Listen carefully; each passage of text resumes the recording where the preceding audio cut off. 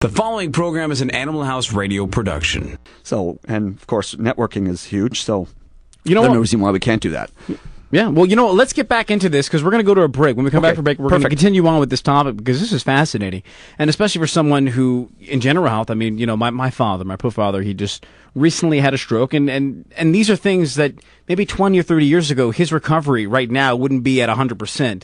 Right. If it didn't happen now. Right. But if it happened 20 or 30 years ago, you know, certain things used to be death sentences 30, 40 years ago. Right. Which are not the same now because technology has advanced. Right. Medicine has advanced. Research and development has advanced. There are talks right now in a recent interview in a recent article in Time Magazine about using animals for stem cell research to cure different diseases in animals only. So this is a remarkable thing that maybe in 20 years from now, this is going to be a standard thing. It is. Yep. And I'd like to see, we're going to make some guesses after. What do you think is going to happen in the year 2020? Well, we'll talk about that It's after going to the be break. We're going to take a break. The show is brought to you by Hills, www.feedingisbelieving.ca. Give us a call, 416-785-0680, or go online at www.animalhouseradio.com or email us, info@animalhouseradio.com.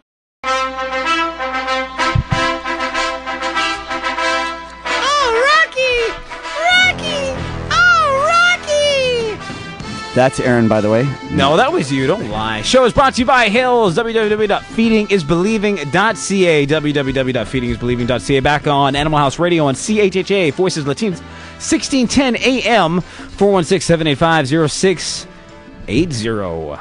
Mike, we're going back into our discussion about the improvements over the last 10 years in veterinary science. Yes. And right now, I want to talk to you a little about medications and technology. Okay.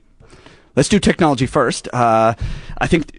196.102.1.1. In terms of technology, one of the things that I'm fascinated about is all the equipment that I have today that I didn't have way back when. And one we talked about already was the fantastic monitoring equipment. But it's very uncommon for clinics nowadays to not have an in-house laboratory.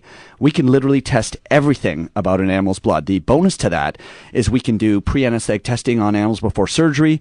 If we have a really sick animal that is really critical, I can get answers back in 15 to 20 minutes. So that's fascinating. And wasn't able to do that in the old days. Digital x-rays. We were actually, I don't know if you know this, but we were one of the first clinics in the GTA to get digital radiography. The advantage of that is when you take x-rays, you can actually blow them up, look closer at them, manipulate them to see angles better. It's just fascinating. And that has helped me in terms of being able to diagnose things radiographically. So that's another fascinating piece of technology. You've seen the big ultrasound we have at our clinic. That's another fantastic modality. And we also have an endoscope, which is another way of, you know, in the old days, if a dog had swallowed something that was in his stomach, we had to cut him wide open to get it out. Yeah. And nowadays, you just go in with a scope. It's really nice. No pain, no incision. Shoot the scope down there, take it out. So these are all new things that have not only helped us diagnose things, but also helped treat animals in a much more humane way. But it's got to be a large. Obviously, it's a large investment. It is, but it pays off in the end. I mean, well, no, it really of course. I think when someone chooses where to bring their animal and they trust their vet and they trust their clinic anywhere in Ontario, I hope that one thing that we want to do is we want to make the industry, not the industry, but we want to make people accountable. We want to make everybody accountable. Isn't that funny? Because I was just going to see. I was just going to talk about. We were just going to talk about Aaron, accountability. You look really nice today. That's what it says on the paper. Okay. But accountability, you know what? People who own animals don't just walk into a clinic and say, well, hey, you can't do this and this. You're bad after the fact. You know, people have the responsibility and have to be accountable on their own, as well as the industry itself. I think vets have to be accountable as well. I mean, I certainly vowed that I was going to practice the best medicine I could. And in order to do that, you've got to stay with the times in terms of technology. So that was one of the things that I certainly told myself I was going to do. Now let's talk about medications because that's sort of my favorite. There are some medications that today I almost can't believe I didn't have 20 years ago. Some of the simple ones, flea controls. I mean, in the old days when I started, they had flea collars, which, if anybody doesn't know, don't work anymore, especially with the fleas of the 2000s. There's some fantastic flea products out there that help not only treat fleas, but heartworm and so on and so forth. We have some fantastic narcotic agents that we never had a long time ago. So in terms of our pain control, it's just unbelievable how much better we are at controlling pain, which I think is fantastic. And along with those narcotics, we have all these new, what we call the newfangled non-steroidal anti-inflammatory drugs. For those people listening who you'd probably recognize the names like Celebrix and Vioxx and stuff like that. We have drugs like that for animals that really help alleviate pain as well. You know what's fascinating about cats with asthma is that we used to treat them with pills. We'd put them on prednisone pills, and people have trouble giving their pets pills. Well, now we actually are using inhalers on cats, which I think is another fascinating medication. We're actually giving cats inhaled medication. And the other thing that's wonderful about cats is that we are getting these transdermal gels for kitties, where we can take medication and put it in a form where you could actually put it as a cream on the inside of their ear, and we can provide them with medication that way, so there's a lot less people getting bitten and scratched by their kitty cats. Perhaps the most interesting new medications have actually come out this year. One is a long-acting injectable antibiotic, which is just fascinating. It's, again, for people who can't pill their pets, we give this injection, and it lasts for 14 days. Wow. It's fantastic.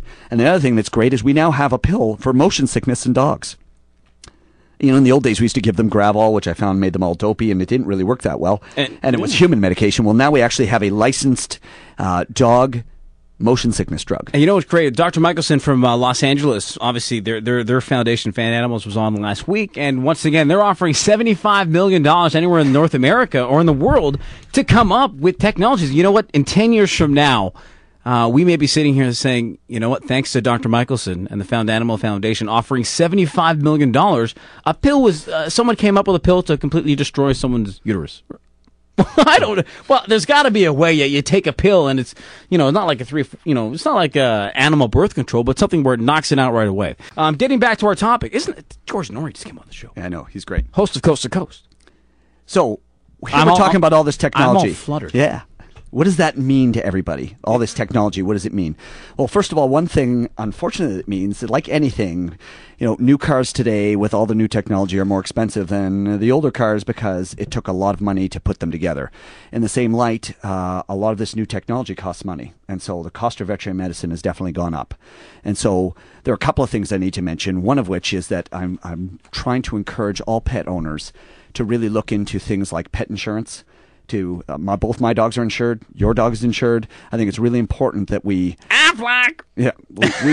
sort of need to brace ourselves for sometimes if you have big medical conditions that require a lot of work. It can get it says it best expensive. at Westside. There's a big picture up there, and it shows a picture of a peach. Yes, and it says $1. And then it shows a picture of an X-ray with the peach inside of a dog saying $175.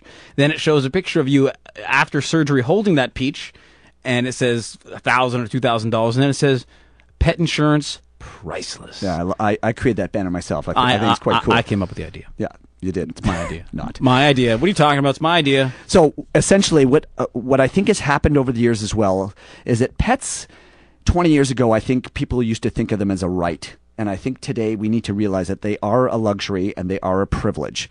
And so if you are someone who doesn't want to get on pet insurance, make sure that you have enough money to take care of your pet because they rely on you. Oh, sure. It's really important. The other thing that's important about all this new technology is we need to make sure that us as veterinarians, we have to become accountable for our actions. I certainly want to know that all the veterinarians out there who are listening are making sure that they're doing everything to hold on to the best technology and do the best thing for animals.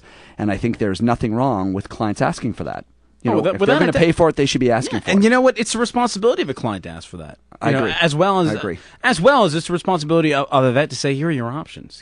Right. There are options always out there, and hopefully people are educated. And what we want to do is we want to educate people on these topics, so they go in there not going in there with kind of, like a memory just completely empty, like they're zonked, but at least they're educated. They know about it. When I had a problem with Romeo, I did my research knowing that, hey, this could be Cushing's, this could be something else. I wanted to know my information. I came to you, and I came to other clinics, and I called and said, do you have this on site? Do you have this? Do you have that? And the reason I ask those questions is because, you know what? Sometimes the follow-up and the third and the fourth appointment are where it gets to be a headache. So, you know what? By going to a clinic that had this technology on site, I eliminated that second appointment. I eliminated those things. Right. And I eliminated a certain cost. I eliminated the certain hassles that would normally come if I didn't do those types of things. So the onus is on us. I agree. And for me, as a veterinarian, I am absolutely thrilled when owners come to me and question me.